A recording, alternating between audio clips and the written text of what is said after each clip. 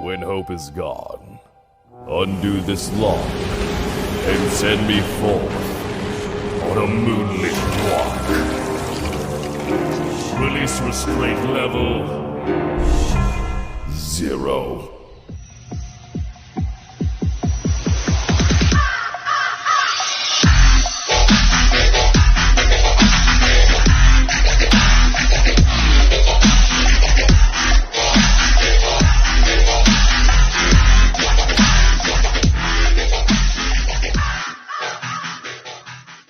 Hey kids, wanna see a dead body? Hi guys, this is the Void of the Ravenclaw. Welcome back to another fanfiction story. If you like this type of content, smash the like button and subscribe for future updates that I do post on my community tab frequently. I got this script done ahead of schedule, so I'll be releasing it tonight instead of waiting tomorrow to do a double upload. This one will be a lot more easier to record because my next part to the immortal villain, Deku, it's longer than I originally was going to make it, so it's a good length of part. So look forward to that tomorrow. Now this is a redo of a old female Deku that I discontinued for some reason. I don't really remember, but I decided to remake it. Now let's start our story. This is a story about a girl trying to find her place in the world and struggles to find herself and free herself from the invisible chains that shackled her from her very own father. Humanity has always judged people as powers with indifference, fear, and finally hate. They either label you as one of the good guys, a hero, or one of the scum of the earth, a villain. As the story officially starts off in a secret laboratory on the moon as Maximum, the brother of Black Bolt, is staring at a tube filled with a unknown liquid. Inside the huge tube, you could see a small embryo of the early stages of being basically born, like human life basically. Maximus has failed at every attempt to seize the throne from his brother and take Medusa as his wife. He's fully aware of his shortcomings. He's just not powerful enough.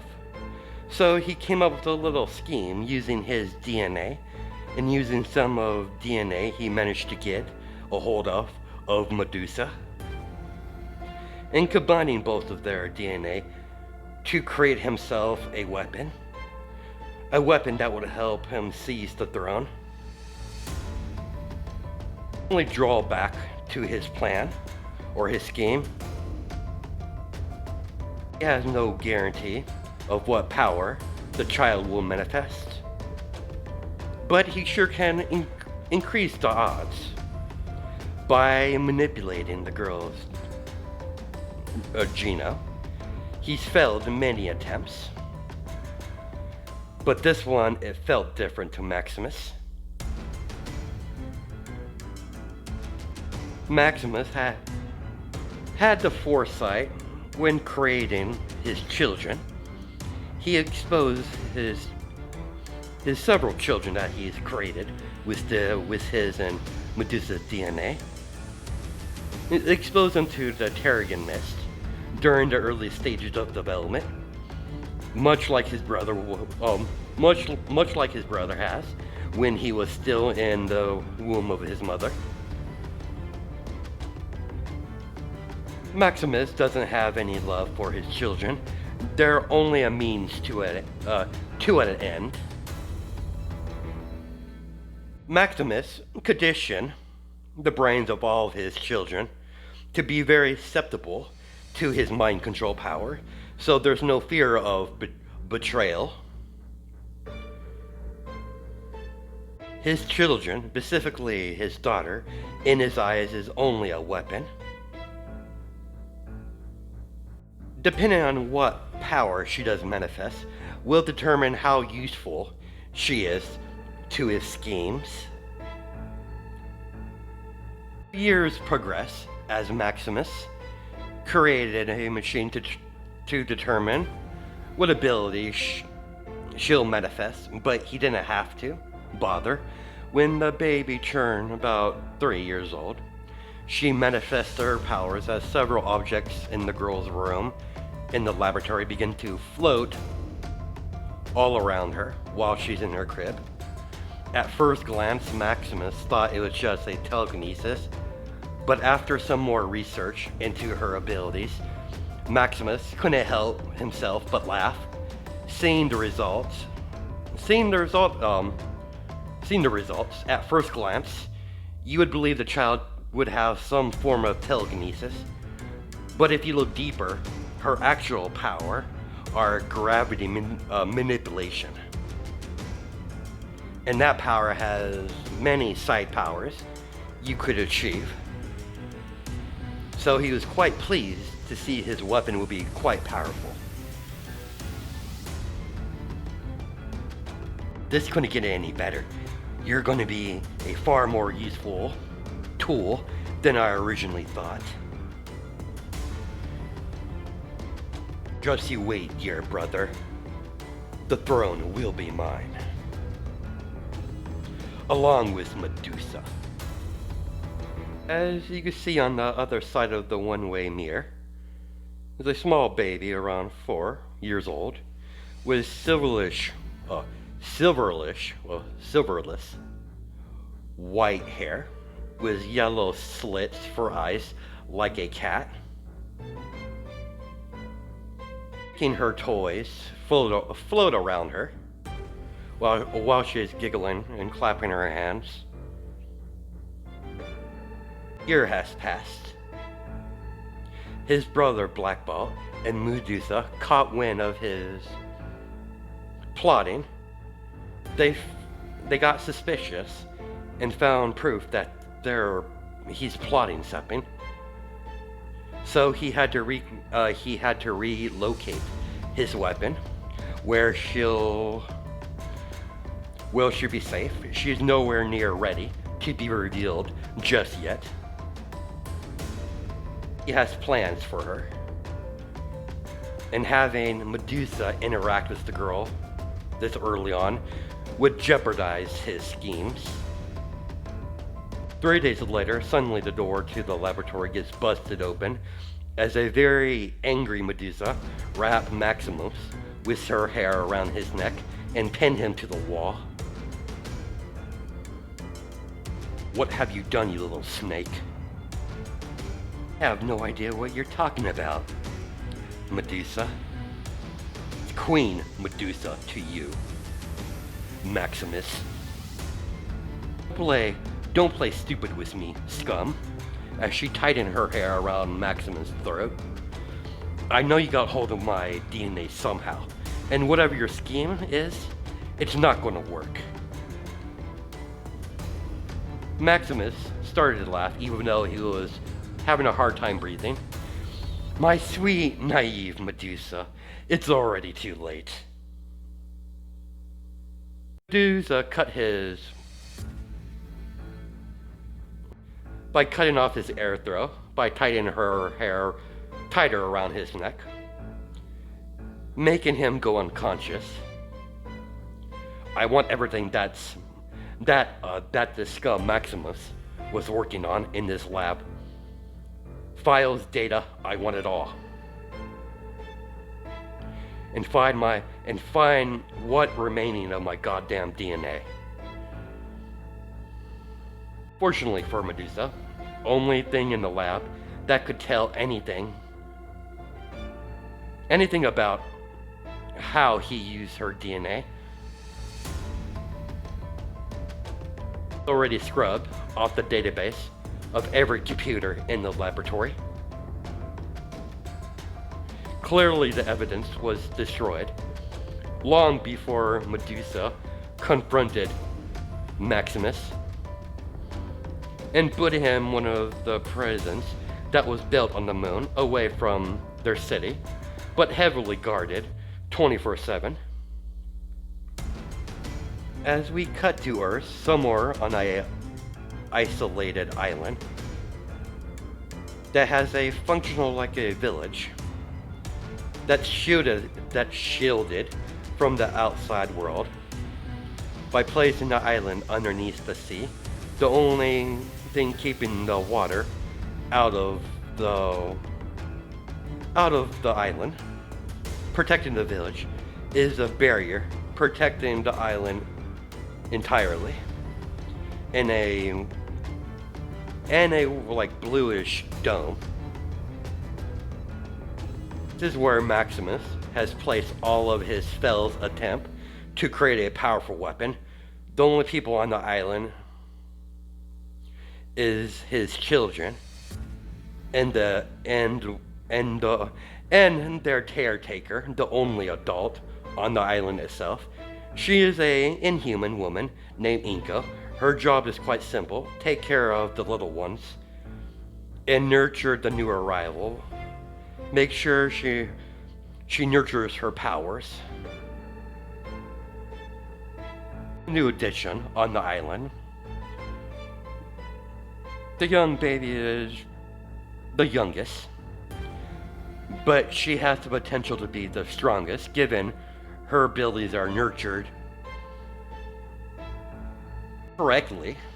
In all truth, all of the children are expendable except for the new arrival that Inko called Izumi. Like the rest of the children, she gave them names to be more convenient for her. But in truth, it's really unnecessary. Many of these children won't be around for much longer. Not because they have some sort of horrible disease. Their fate has far more disturbing than Inko would like, but her orders are quite simple. She understands her mission. She has to nurture Izumi powers and direct her in the right way. In all forms of education, she's going to have to put all the children that's on this island when they become of age through a battle to the death to ensure Maximus' weapon becomes a cold-hearted killer. The years was quite peaceful for Izumi. Unlike the rest of her brothers and sisters, she kept to herself. Instead of goofing off socializing with her other siblings, she kept herself in focus on her studies and training. She did most of her training in secret, away from the prying eyes of her nosy siblings. Unlike the rest of her foolish brothers and sisters, she's not buying their caretaker's fake smile. She knows that woman is holding on some pretty deep secrets. Izumi does not trust or believe that fake smile that woman always has plastered over her face every day. Izumi eventually will drop her name and just go by Empress of the day of the incident. Izumi just turned 14 years old. The day has finally came. She was told to prepare for when she turned 14. Everything will come to an end here on this island. The next day, Inka led all of the children of Maximus in a large clearing in the forest on the island. As she revealed the real purpose, they're here. Only way off the island is to be the last one standing. Izumi watched her siblings stab each other in the back and began to massacre each other. She even saw some of her siblings join teams, only to target her, trying to kill her, but she simply crushed every single one of them that charged her by crushing them into piles of meat, increasing their gravity, ultimately killing them instantly.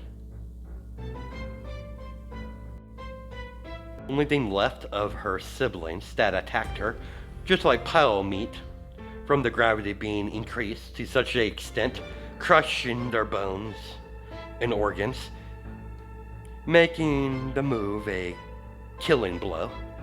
Several of her sisters and brothers came charging at Izumi.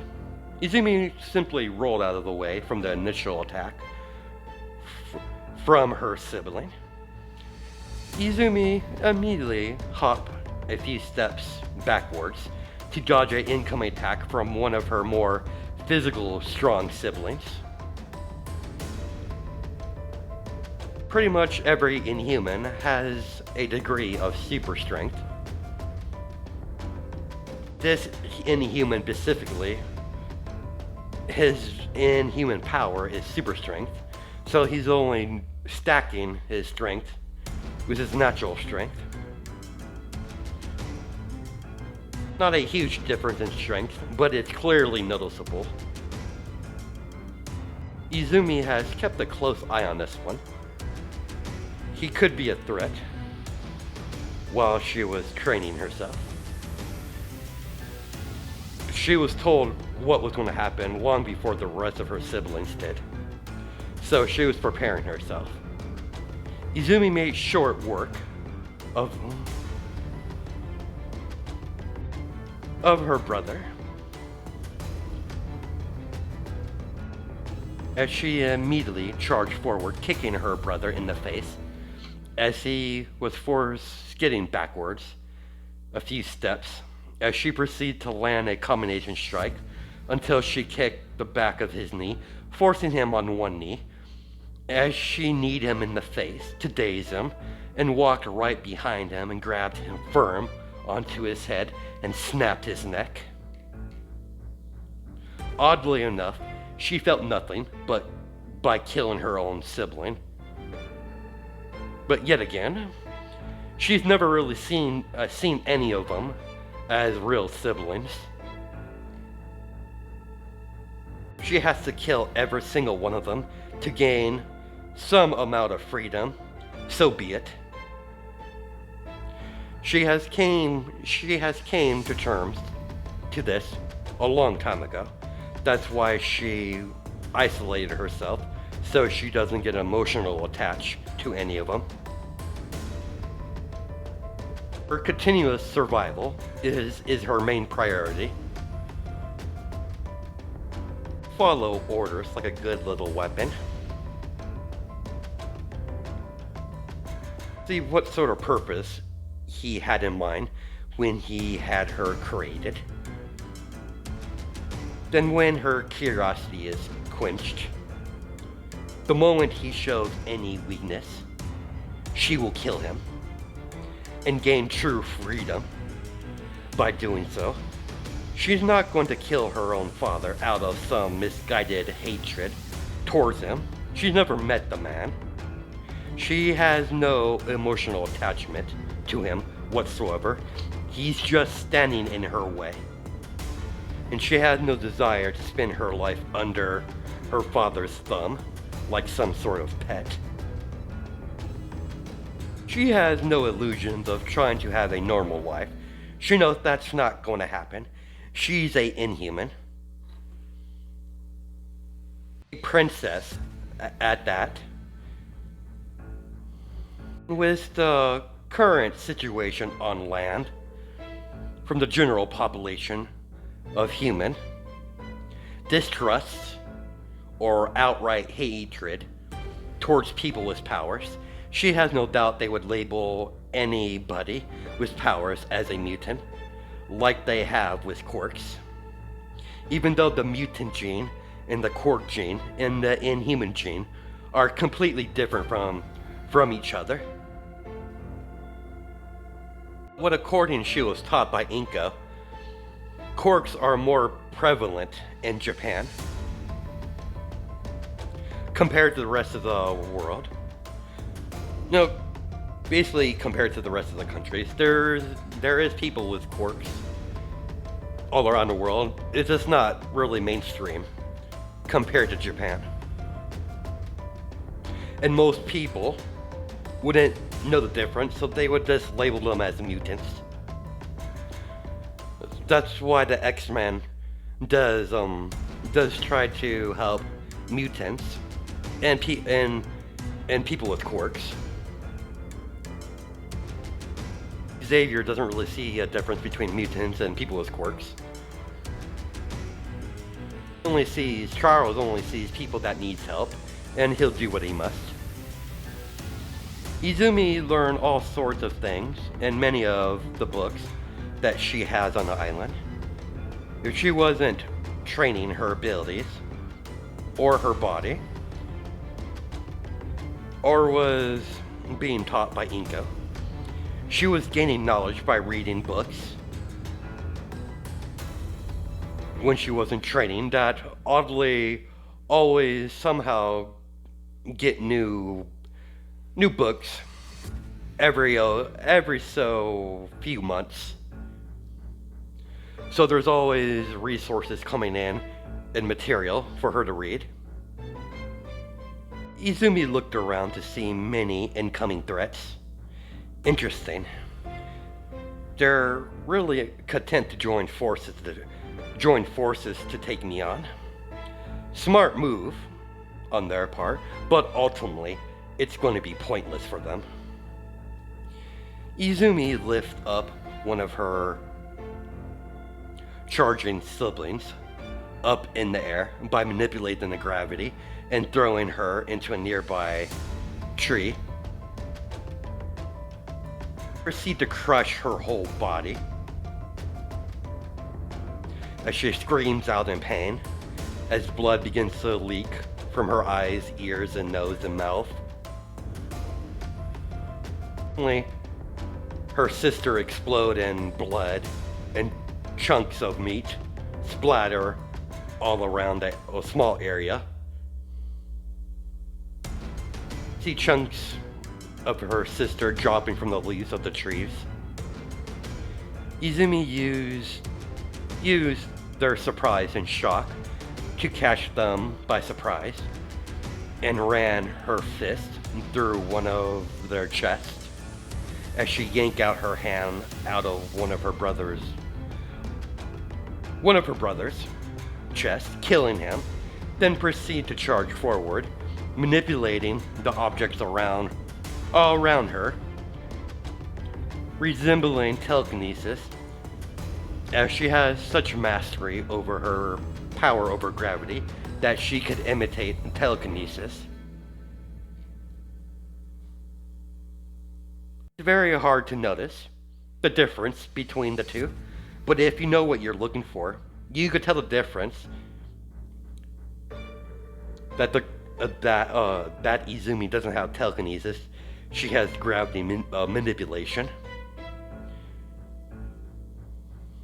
Izumi can change the gravity to whatever she wants in a certain range. She has full control where it would be, either far away or close up. It doesn't matter. As long as her targets is in her range of her gravity, she basically has full control. Still much of her powers that she still haven't experimented with. Izumi wasn't expecting one of her sisters to move so fast and land a strike across her face, as Izumi skid backwards from the force of the hit. When she stopped, she proceeded to spit some blood out of her mouth and wipe the dirt from her cheek.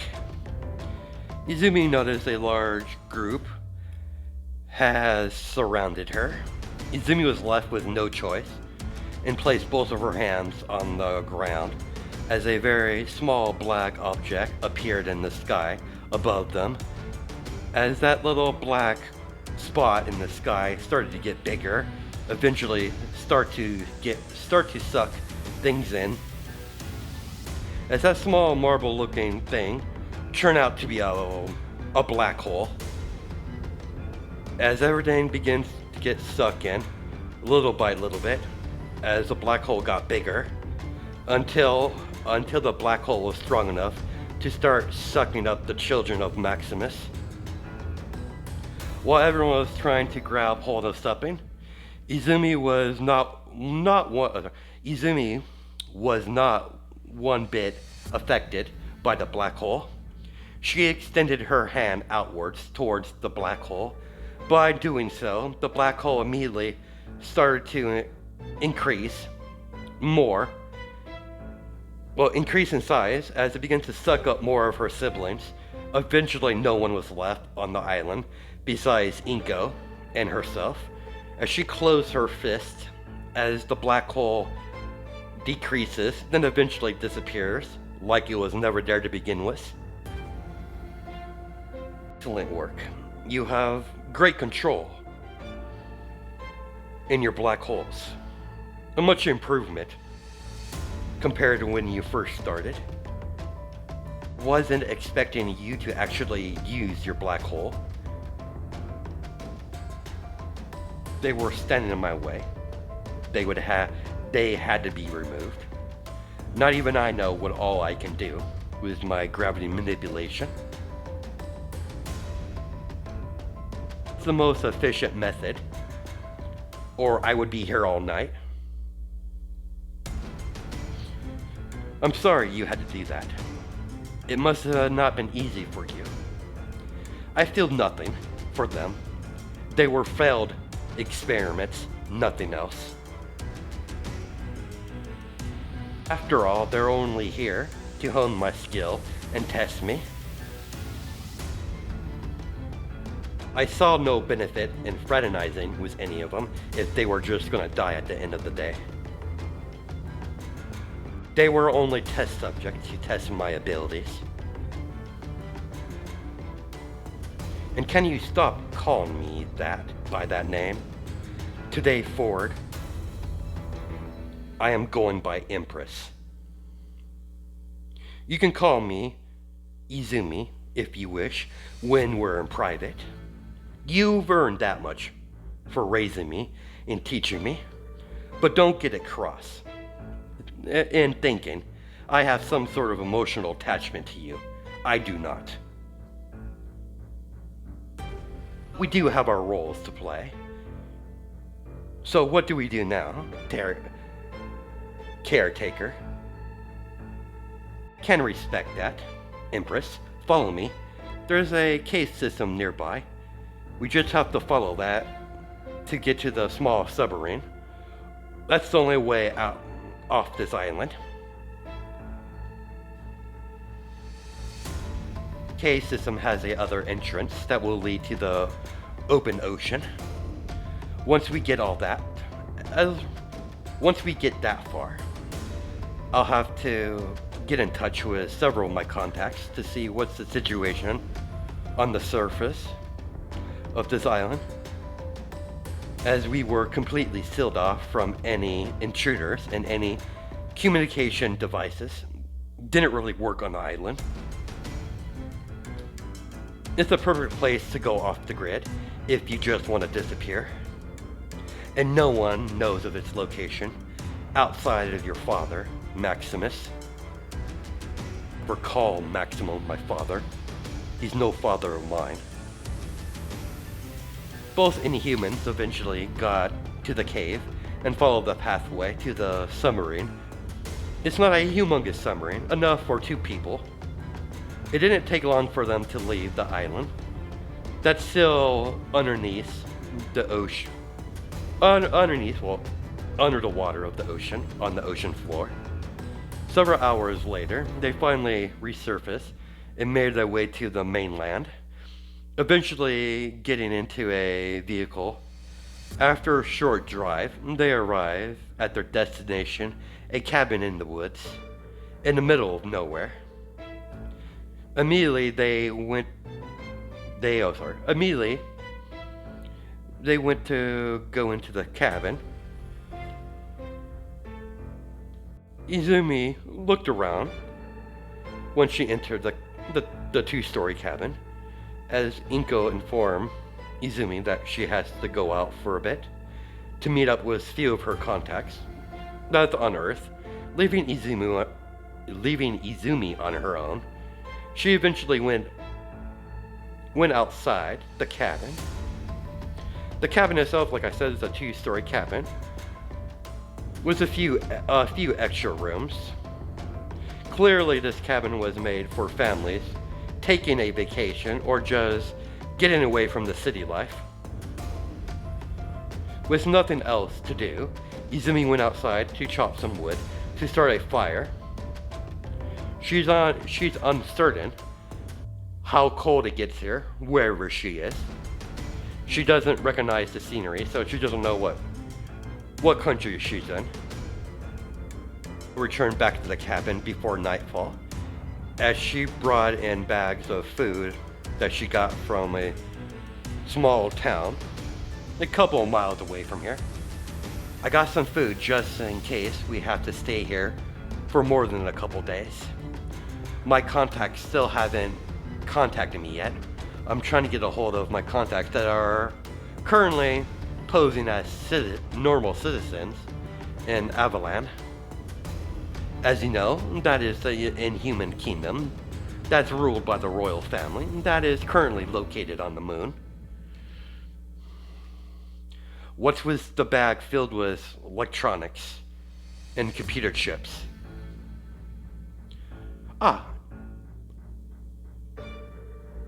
Remember when I was driving past a electronics store that you did show interest in electronics when you were a little girl. I have no doubt you can come up with a way for us to get to the moon. Let's see what you have here. Good, I think I could come up with something. It won't be very stable. Most likely it will only be able to last a few trips. Then the device will most likely fry itself. I just don't have the necessary advanced technology to make a decent one. And we also need a more advanced computer chip that you would normally could get access to in a local electronics store.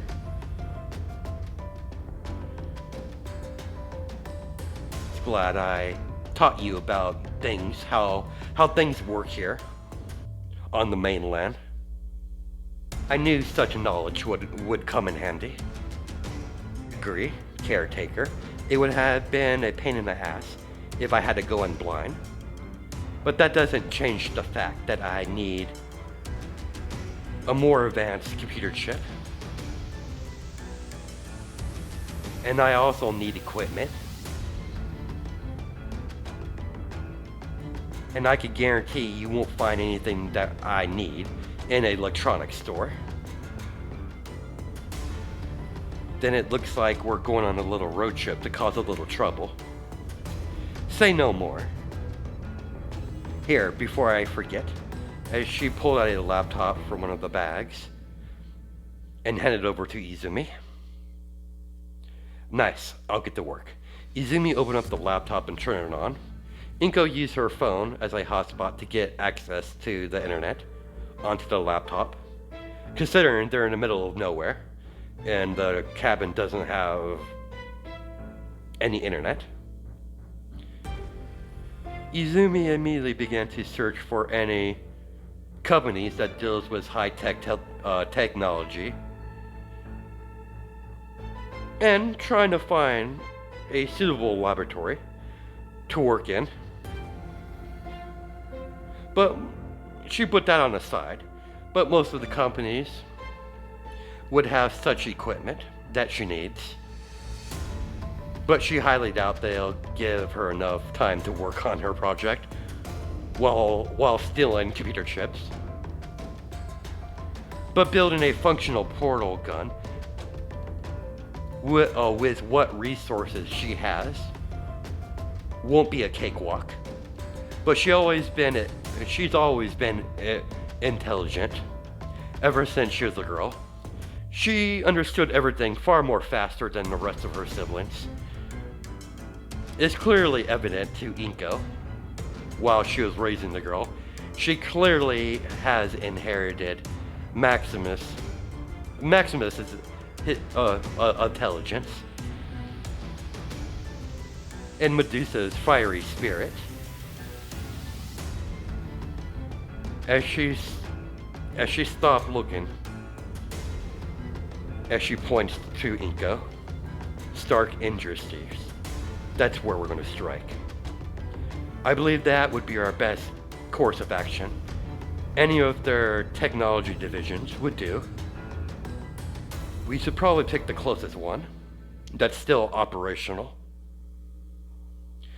If we do strike Industries, there's a good possibility the Avengers will show up, or even Tony Stark himself.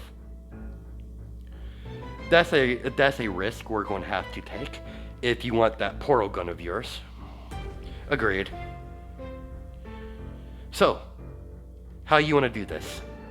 Considering my powers are far more destructive, I believe I would make a adequate diversion while you sneak in to get what we need. I'll give you a list of things.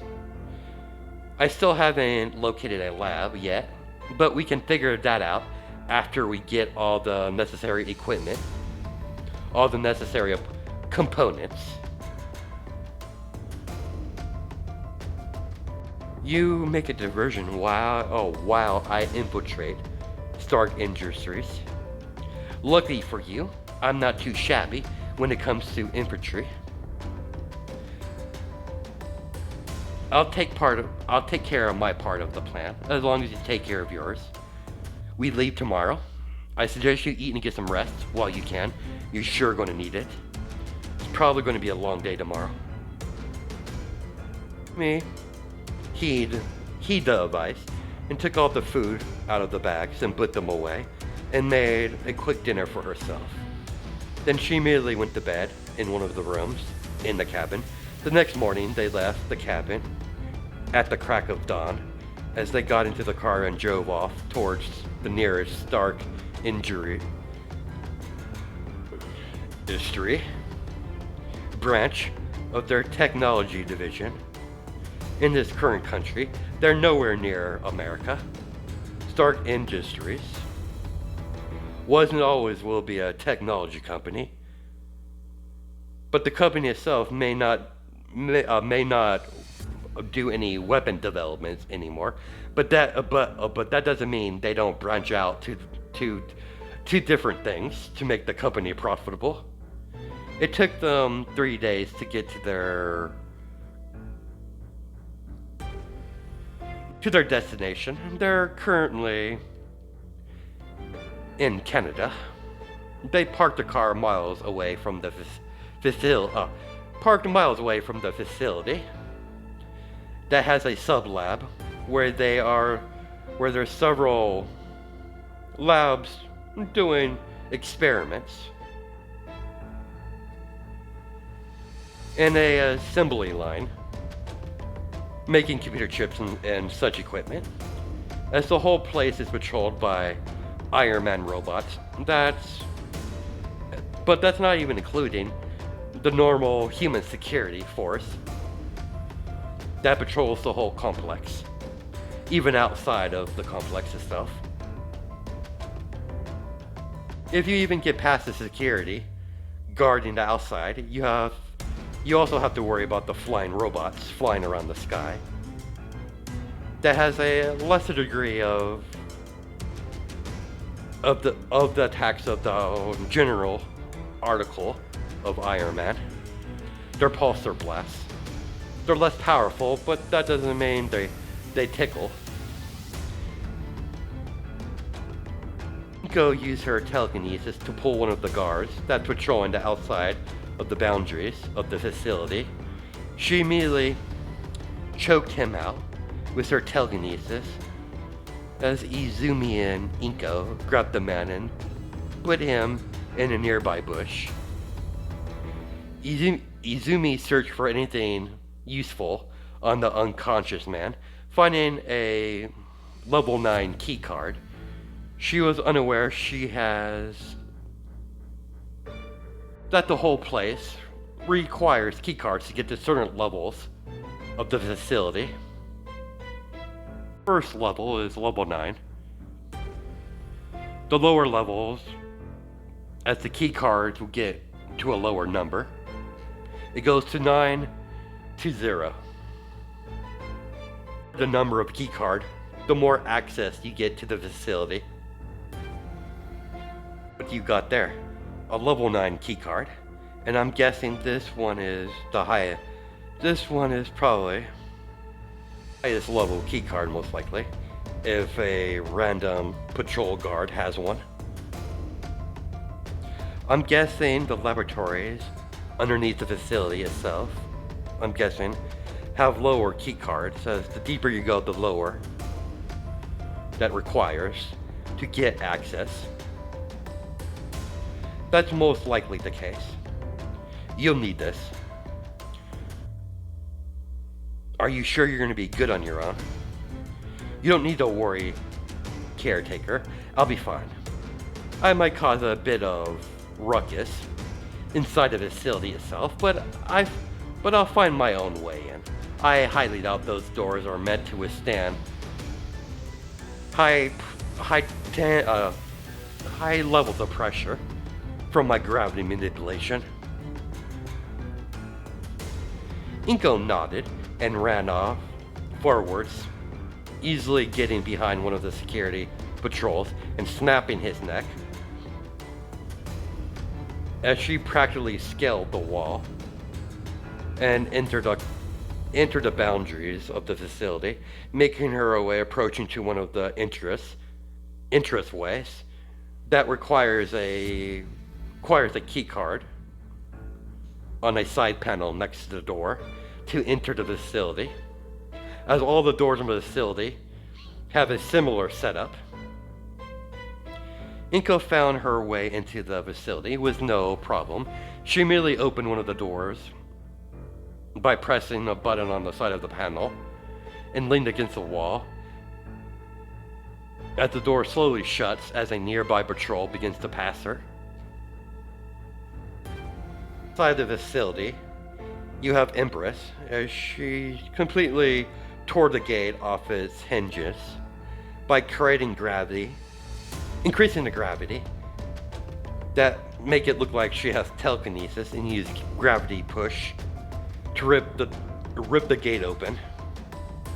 As immediately alarms begin to go off from the front gate being breached, as several Iron Man robots begin to fly towards Empress location and begin to surround her. Once she officially entered the boundaries of the facility, Empress just stared at the hovering pieces of junk with a smirk on her face. Suddenly, all the Iron Man robots hovering above her get crushed into metal orbs, then thrown into the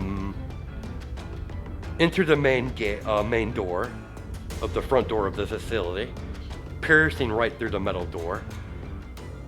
As Izumi just simply walks through the opening that she just made, only to see several security guards aiming their energy-based weaponry. All of their energy rifles are all aimed at her on stun. You're not going any further, intruder. Surrender or we'll be forced to stun you. Izumi started to cackle. That cackle turned into a giggle. That giggle turned into full-blown laughter as she has her head leaning backwards with one of her hands over the right side of her face. As all of the guns that were currently pointed at Izumi suddenly crush, along with their hands, as the security guards' skulls all explode as blood and brain matter splatter all over all around the lobby area of the facility as more security guards come running in all the entryways that lead into the lobby, all wielding the same kind of weapons, as they immediately open fire upon the Empress. Short pause. I'm little bit rusty, so you might excuse me on that. Let's continue forward. They immediately open fire upon Empress. Empress simply used her telekinesis to lift a piece of the panel off the floor to block the incoming stun shots from their energy-based rifles. Then she flickered in a flash step, disappearing and reappearing right behind the guards, and grabbed one of their arms and placed their hand over their trigger finger and began firing his weapon at all of his comrades. When everyone was down unconscious on the ground, she elbowed the man in the face, flying backwards into a wall, knocking him out. Empress walked over to the unconscious security guard and caved the man's skull in by slamming the heel of her boot in the man's face repeatedly until there was nothing left of his head, just a bunch of brain matter and skull fragments. Not seeing any more opponents, she used her gravity manipulation to start tearing the place apart, killing and destroying anything that stands in her way. Meanwhile, when alarms went off throughout the whole facility, Inko snuck past several of the security guards that's patrolling the whole complex.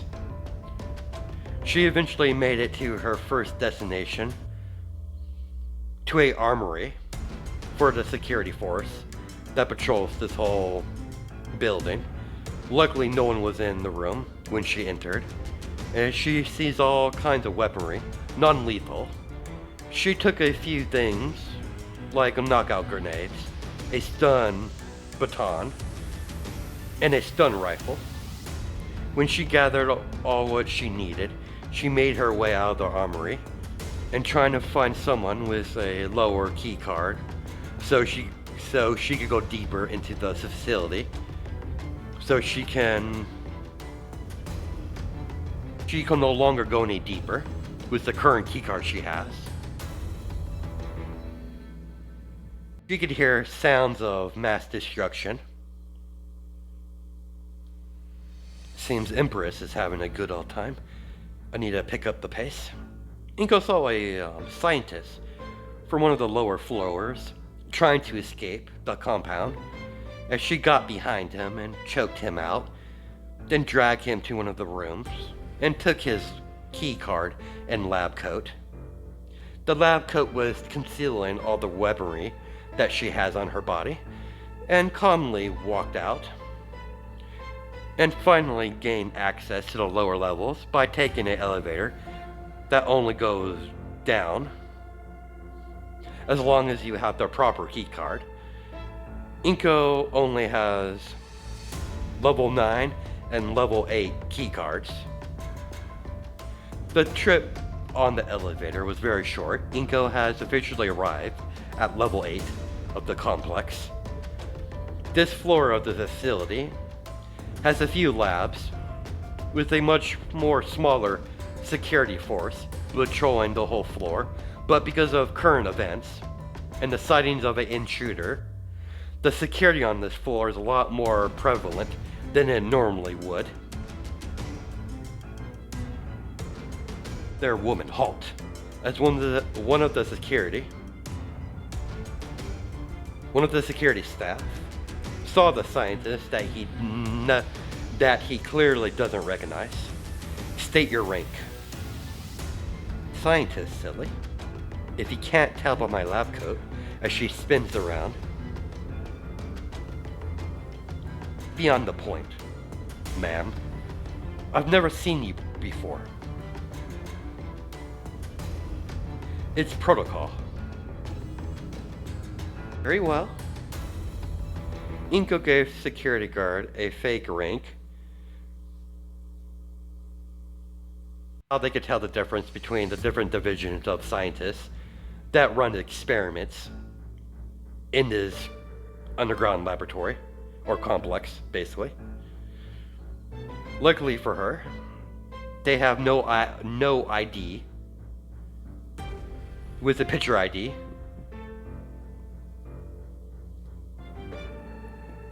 The ID on the man that she knocked out, or the scientist, was some sort of rank.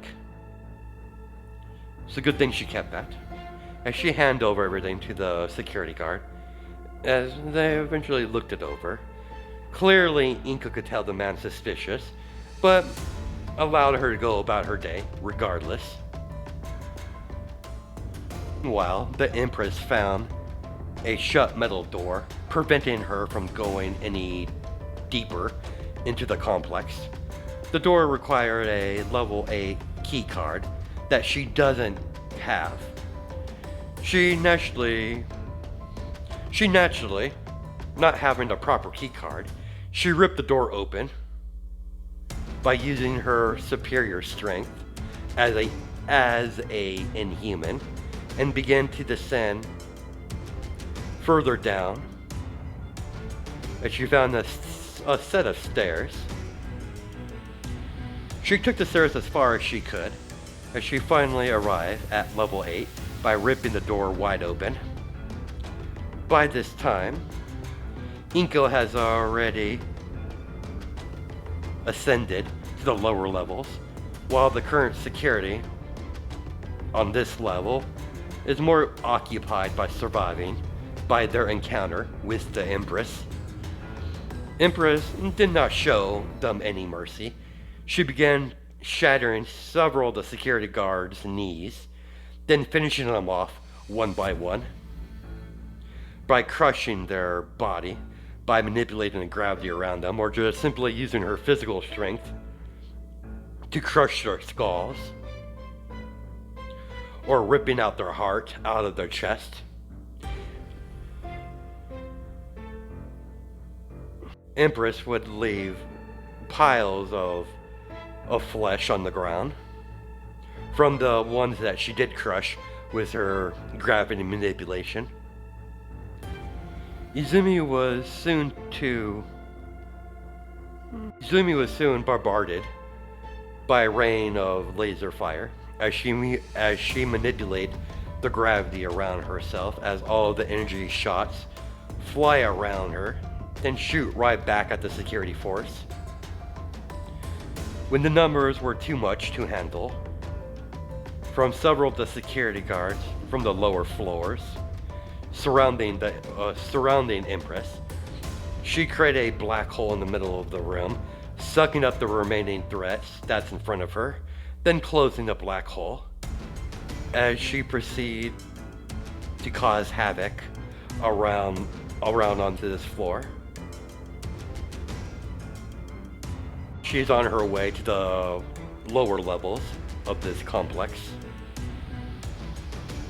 As we cut back to Inko, as you can see Inko running, as you can see laser fire from shooting behind her, as she's no longer disguising herself as a scientist is no longer useful. She immediately fired back before she turned a sharp turn by one of the corners down the hallway. The moment they caught up with her, when she turned the corner, she slammed all of the men into different directions, into the walls of the hallway. One of them got up to his feet and took out an electric baton. So Inko copied his motion and rushed forward, beginning to dodge around the electric baton that the human is trying to hit her with.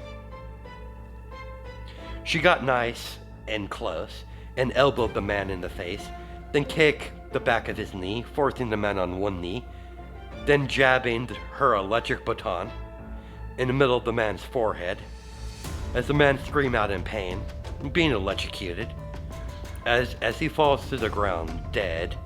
Normally the electric baton are non-lethal, but they made a mistake by having a power setting, so she switched the safety off and to non-lethal voltage, turning the baton into a very lethal weapon.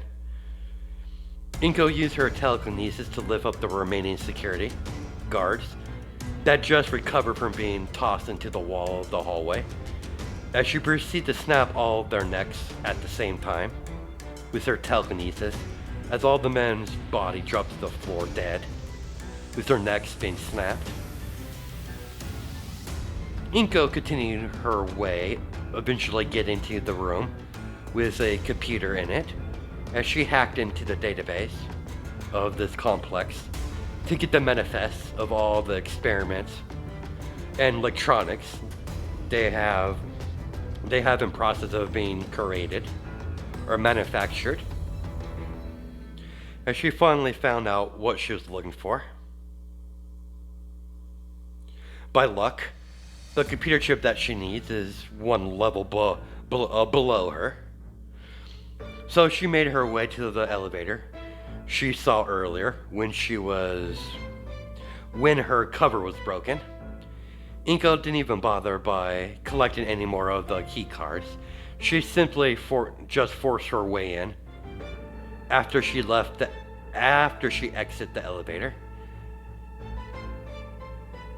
It was very easy for her to locate what she was looking for as she begins to grab anything that looks useful into the duffel bag that she brought. She was about 10 minutes before her position is compromised by putting the cameras on a automatic loop when she visits the security room by killing all the security guards inside and stuffing the bodies in the locker rooms that's inside the security room. We fan back to Empress as more Iron Man robots surround Empress in a large chamber on one of the deeper levels of the complex, as all of the robots were prepared to charge up their impulsor blasts. I believe that's what they're called, the blast that shoots out of Iron Man's hand. Comment down below if I get it wrong, but I believe it's called the impulsor. But I could be totally wrong. I'm not like super knowledgeable when it comes to Marvel. I'm more knowledgeable when it comes to DC stuff, so I do apologize if I named it wrong. But basically, the energy blast that he shoots out of his hands and chest, basically, as they're all charging up their hand blasters, until Empress heard a voice telling them to stand down. Enough of you. You clearly need a timeout, as Iron Man revealed himself. You really caused a mess here. So you must be this Iron Man I keep hearing about. That I am. And you, my little troublemaker, who are you? Empress, with one motion of her hands, Tony Stark and the rest of his robots were forced to the ground, unable to move, as the gravity continues to increase, pinning them on that very spot. Jarvis, what's the status report on the suit? Would advise you to get away from the gravity field that you're currently in, sir. Your suit can withstand some shift of gravity, but not continuously to withstand the pressure. As warning signs show up on the monitor in front of Tony Stark's eyes, that's displayed in his helmet. Informer Tony Stark, the gravity is too strong for the suit to handle. Too much to ask of you to say to not kill me. Empress lifted up Tony Stark by manipulating the gravity around them. Even the Iron Man robots were lifted up at the same time. You talk too much. As she tossed him upwards, as Tony gets thrown out of his own building and slammed into the ground as he begins to skid, eventually going through a couple trees, eventually stopping, hitting his back against a trunk of a huge tree. But his Iron Man robots weren't so lucky, as they were torn to pieces when they made contact with the ground from the pure force of being shot out of the building. Izumi eventually met up with Inko as they both proceed to make their escape. How is things on your end, dear? I can see evidence of your handiwork all over this complex, as she could clearly see the destruction on each floor. I got bored, so I decided to test a few things out, but mostly nothing too challenging. I did meet up with that Iron Man fellow. I hope you didn't kill him. Do I look like I'm stupid? Not even I am that reckless. To off one of the Avengers. Good, the last thing we need is S.H.I.E.L.D. on our ass. S.H.I.E.L.D.? Oh, I almost forgot, we never covered that. Basically, S.H.I.E.L.D. is a secret organization that has ties to the US government, that does very hush-hush Black Ops operation. It's commanded by Nick Fury, and has various members. Good to know. I'd like to know more about these members, but this is probably not the appropriate time. Caretaker. They eventually made their way out of the complex and made it back to the car and managed to drive off. When they noticed no one was following them, they returned back to the cabin. While on the drive, Izumi checked out what they got. She noticed several types of unknown computer chips that she's never seen before, and some that she has, that she's only seen in books or on the internet, and born and raised on the... Well, as long as she can remember, she was been on the island, so they would occasionally get drops, food, technology, books. Empress never questioned it. It was just a normal thing to happen on the island, so she never gave it a second thought. That's why she has so much knowledge about what's been going on the mainland. There's still some things she's unaware of, like S.H.I.E.L.D. She knows of the Avengers. She was given a brief description of them when that came up upon a lesson. And a group called the X-Men, and several other superhero groups that either falls under the category of hero or villain, depending on the organization. As that's where we're going to stop it. I hope you guys have a good night and day. Judge your time zones, and I'll catch you in the next video.